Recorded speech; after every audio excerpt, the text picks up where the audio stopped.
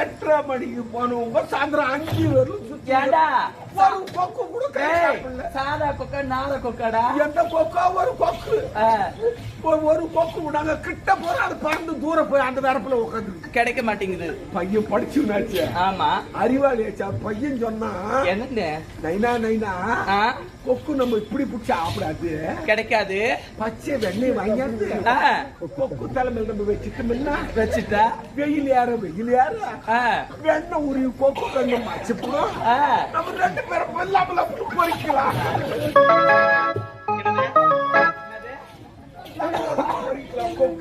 அப்படின்னு பையன் சொன்னாப்பா. ரொம்ப அறிவாளிதா பையன் மூஞ்ச பாத்தியா உனக்கு?